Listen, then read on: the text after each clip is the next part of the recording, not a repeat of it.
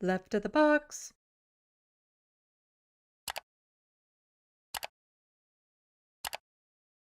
When it comes to just helping people afford places to live, help people maybe stay in the places that they currently live in, of course, the Ford government doesn't want to have anything to do with it.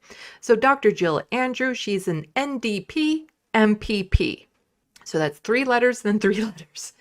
And she is a fantastic member of provincial parliament here in Ontario. And she says, breaking, Ford government says no to our Bill 48 demanding rent control for all tenants. Because when Doug Ford got into power, one of the first things he did was got rid of rent control for any new buildings built after 2018.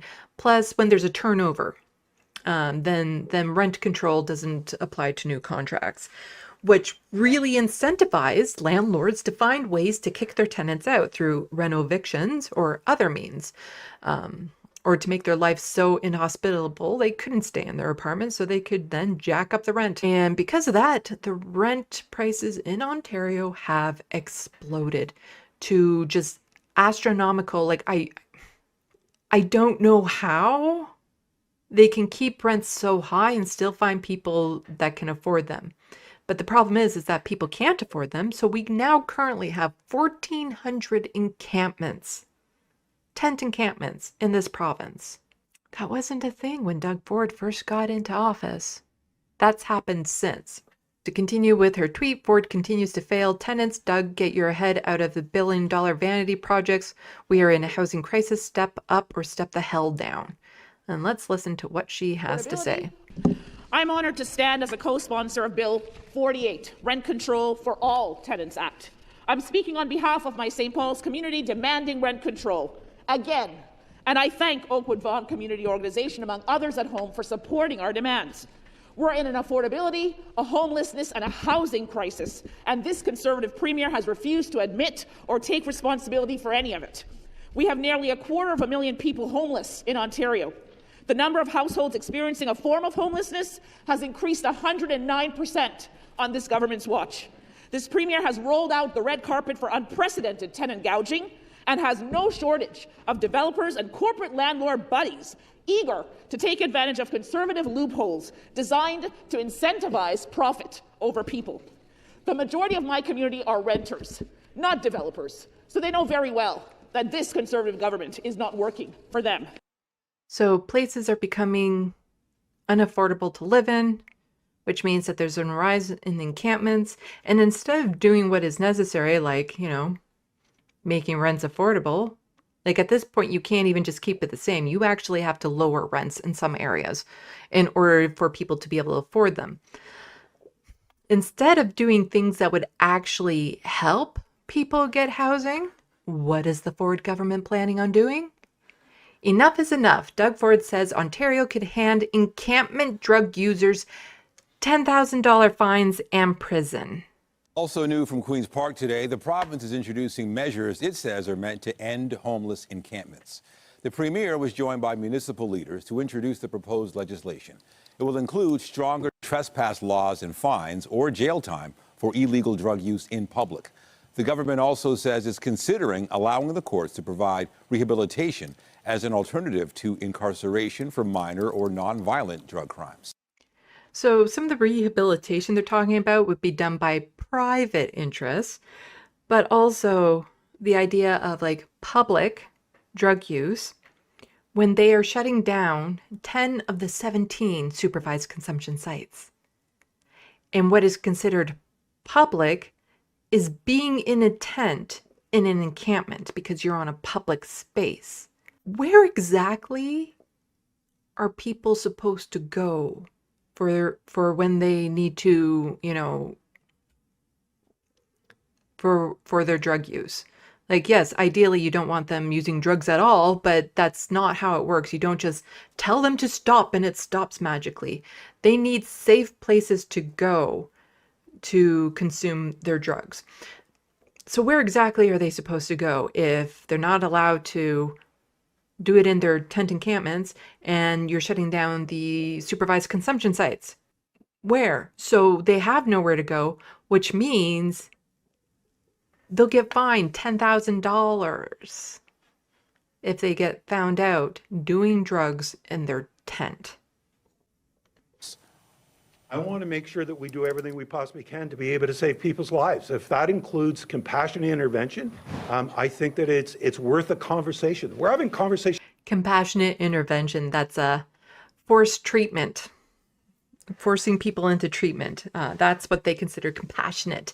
You know, a $10,000 fine for somebody who's in an encampment, because sure, they can afford that, or going to prison. That is what compassion is. Across this country in regards to compassionate intervention. If this is about saving people's lives, why don't we put everything on the table and say, what are we going to do to be able to save these people's lives? I find it, and my colleagues find it, unacceptable that people are in tents that can either freeze to death or burn to death. Families expect us to do more, and we're committed to do more. That's what today is. I don't know who that douche canoe was, but you know what? There is a solution to this. Housing first. You want them off the streets. You want them out of the encampments where they're in danger and stuff. How about housing first initiatives? That would solve that problem really fast. And it's actually cheaper to supply somebody with affordable housing than it is to throw them in prison, to have them in encampments and needing extra help from social services because, you know, they aren't getting their needs met. It's cheaper on the province to just ensure they have a place to go. But when he says throw everything on the table to help them, he's not actually including the thing that would help them. You know, just excluding the housing first initiatives. That, when I say we'll try everything, we don't mean the thing that would work. You got to give them homes. A little bit more from this article. Ontario Premier Doug Ford says his government is introducing a suite of measures to help municipalities address and dismantle homeless encampments around the province, including steep fines for people who use drugs, because that's the best way to get people to stop doing drugs is to fine them for doing them. This is just so monstrous. This idea of, you know, somebody who is so down in their life that they have no other choice but to live in an encampment. And quite often when you're in those situations, you turn to drug use as a way to self-medicate, to escape your reality, to, you know, try to deal with everything you're encountering. And instead of getting the supportive housing you need, the mental health counseling you need, the health care you need, they're going to give them fines. $10,000. And or thrown in jail. The measures which are being introduced under the Safer Municipalities Act and the Restricting Public Consumption of Illegal Substances Act will include fines of up to $10,000 and up to 6 months in prison for people who repeatedly use illegal drugs in parks and public spaces, Ford says. These encampments are taking over public spaces with illegal drug use happening out in the open, creating huge safety risk for people and communities. But he's the one shutting down the supervised consumption sites. If you don't want it in public, you have supervised consumption sites. Ford said in the news conference Thursday, enough is enough. This has to stop. The province will amend the Trespass to Poverty Act to enhance penalties for people deliberately and repeatedly breaking the law, he said. People who are in encampments, they're not there because they have a better choice. That's the least worst option for them. And the reason why encampments go up where they do is because it's close to the resources they need. You know, a supervised consumption site, soup kitchens, social services, you know, in an area where they can actually access the things they need to survive. But just remember, part of the reason why this housing crisis is the way it is and why so many people are in encampments is because Doug Ford doesn't want to do anything that would actually help. So here we have him a while ago. Granted, he said this. It was about fourplexes and how he was going to try to restrict fourplexes from going up. We are not going to go into communities and build 4-story or 6-story buildings beside residents like this. It's off the table for us. We're going to build homes, single-dwelling homes, town homes. That's what we're going to focus on.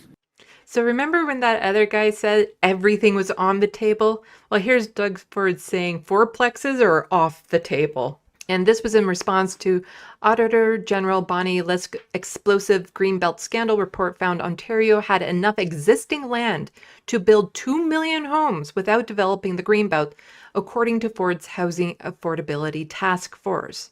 So remember, he's opened up part of the Greenbelt under the guise of saying, oh, we need it for housing. And yet here's the Auditor General saying, actually, there is enough room for 2 million homes without developing any of the Greenbelt. More troubling still, the process was biased in favor of certain developers and landowners who had timely access to the Housing Minister's Chief of Staff. Owners of the 15 land sites removed from the Greenbelt could ultimately see more than a collective $8.3 billion increase to the value of their properties. Wealthy developers were given preferential treatment. How is your government any different from what you've been railing about all these years? Well, first of all, I disagree with preferential treatment. Those are, oh, okay. Disagree with the Auditor General's report? I thought you accepted the Auditor General's report. I'm saying the way you phrase that, no one had preferential treatment. The process was biased.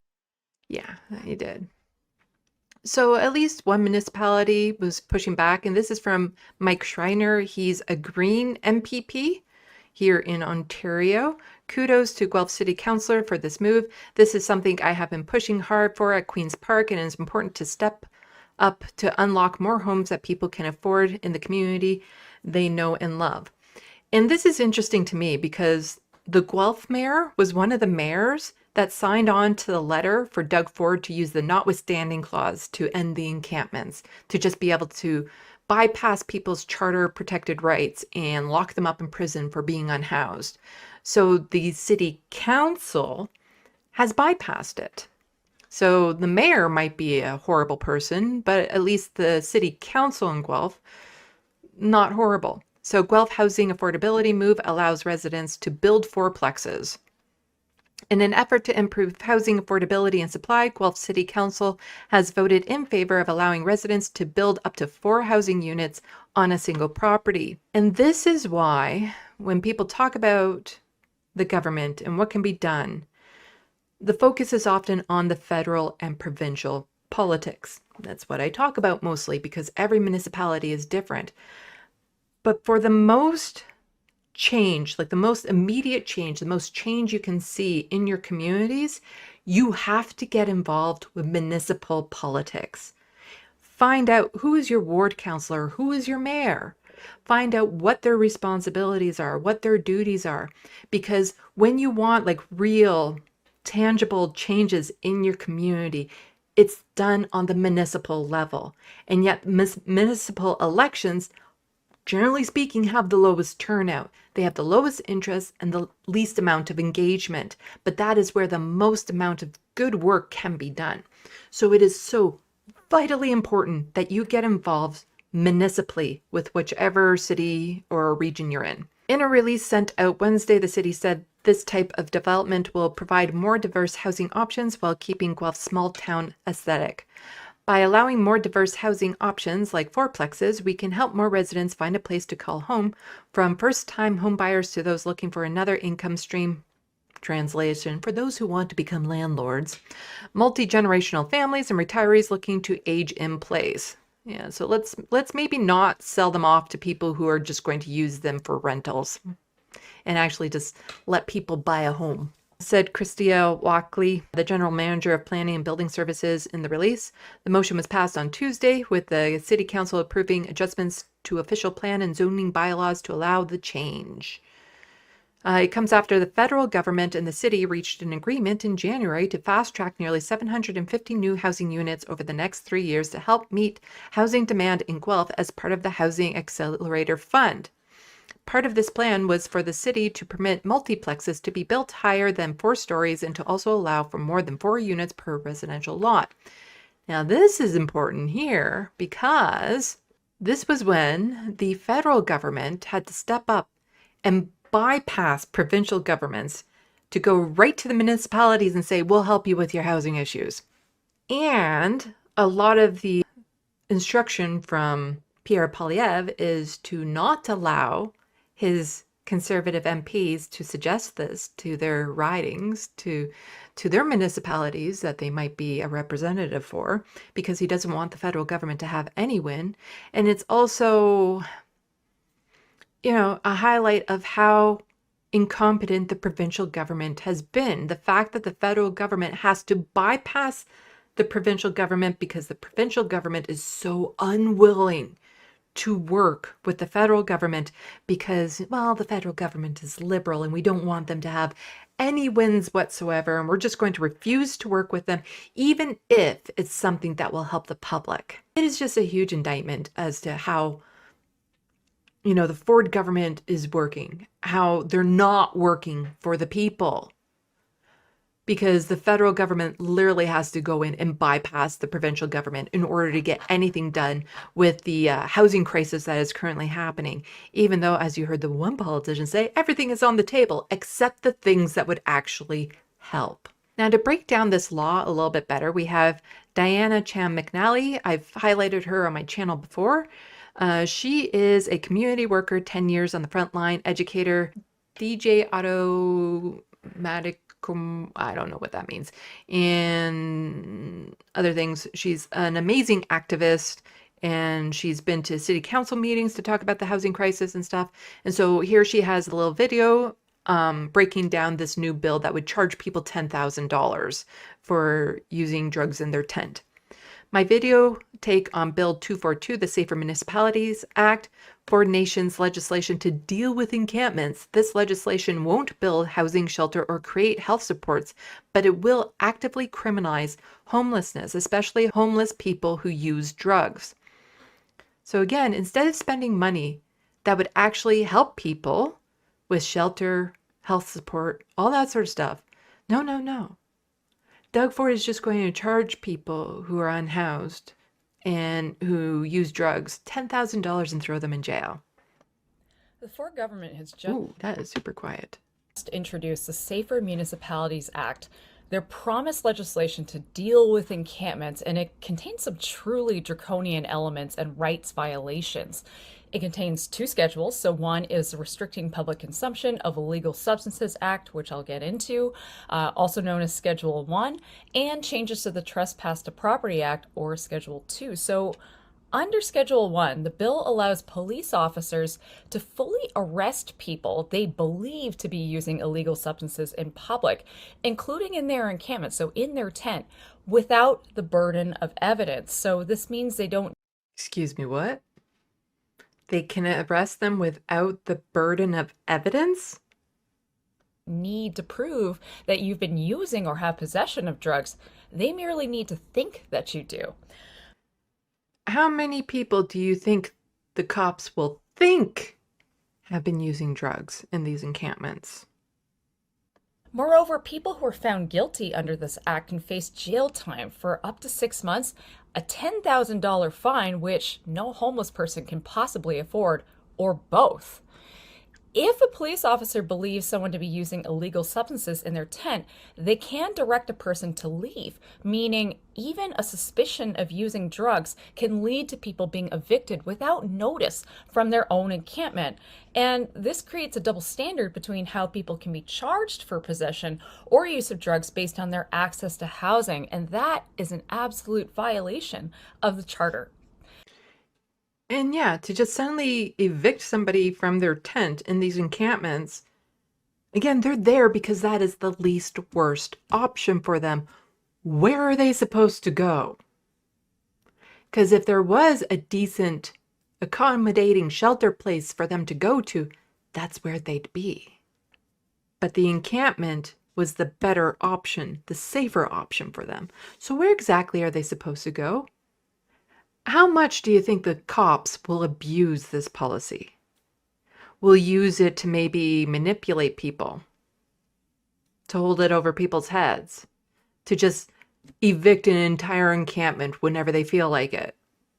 To just say, oh yeah, I think everyone here is using drugs. I smelled it, so everyone here is now using drugs. Alternatively, people who are reasonably found to be guilty under Schedule 1 of the Act can also be escorted by police to heavily under-resourced community-based health and social service organizations, which would make people effectively their responsibility, the responsibility of nonprofits, regardless of their capacity and with no additional funding. Now, on to Schedule 2, so changes to the Trespass to Property Act. Distressingly, Schedule 2 considers it an aggravating factor if a court rules that someone is likely to trespass at any time in the future. However, if you don't have access to housing, you would be seen as likely to trespass in the future. Of course you would, you're homeless. And that could expedite people directly into prison with harsher sentencing. Schedule 2 also enshrines that when someone has been served an eviction notice in their encampment, the enforcement period is just 24 hours after receiving the notice, meaning that encampment residents will have just one day to pack up whatever they can carry and figure out where they're going to go, all when, of course, there is nowhere for them to go. So on there being nowhere, Ontario is only offering an insulting $75.5 million to address the issue of encampments. Province-wide, $75.5 million. That's not enough for a single mid-sized municipality, let alone a province of 15 million people. Markedly, there is no money to create more treatment centers, let alone bridge the gap in life-saving harm reduction services. Those are off the table entirely. And while this bill does not enshrine involuntary treatment, which is good, without money for voluntary supports and harm reduction, if those don't exist, you don't have services where people can go, the de facto response will in fact be prison, because people will be using in public. They will. We don't have supervised consumption sites anymore. And this is all just wild because Ford has actually said that he doesn't intend to punish people. They will just go to prison. That's what's going to happen. It's just basically if you're unhoused, especially if you're a drug user, it just means you're now a criminal. That's all it means. Like, it is just, you have instantly become a criminal for simply existing, dealing with poverty and drug addiction. They're just criminalizing people for trying their best to get by. It's disgusting. However, Ford has recently announced his intention to expand prison capacity, yes, and this includes an additional 250 beds at Eastern Ontario Correctional Complex, which will entail a construction contract with a private development firm. That's basically the start to privatizing prisons. So we have too little for shelters, a failure to build housing, no harm reduction, and very, very few treatment options. But yes, we have prisons. And between this and harsher criminal consequences for being homeless, people won't be in shelters. They're either going to be in jail, as I just mentioned, or else they'll just be continually displaced without ever receiving any support, no housing. We are actually going to make homelessness a crime with this legislation. And one good thing is that while the notwithstanding clause isn't built into the legislation, and that's because people like us actually won this, Ford has continued to say that it does intend to use it to intervene in any court decision that rules in favor of people's charter rights. Yes, that means he intends to criminalize them. This is what this is all about, that people will not actually have charter rights ultimately, but they will be criminalized or, as I said, just displaced. That's my take on this new legislation. Absolutely horrible. And this is from the Canadian Civil Liberties Association. They put out a statement over this. So I don't know how to say this name, sorry. Director of the Equality Program at the Canadian Civil Liberties Association made the following statement. The Canadian Civil Liberties is profoundly concerned that the Ontario government is introducing measures that will criminalize unhoused people living in encampments. While relieved that the government is not, at this time, seeking to invoke the notwithstanding clause, we remain concerned about the future use to override fundamental rights and freedoms of unhoused people in Ontario. The homelessness crisis is a result of government policy failures. Unhoused people living in encampments need a housing solution. The homeless crisis will not be solved through a repetitive trespass provision that will only criminalize unhoused people who have nowhere else to go. All levels of government need to work together to provide funding, resources, and supports for meaningful solutions to end homelessness that respect fundamental rights and freedoms. Basically, Doug Ford is saying that with this legislation, with the continued threat of using the notwithstanding clause, his intention is to violate our fundamental freedoms. That he wants to take the rights away from specific people in this province. Just completely strip them away by all of this.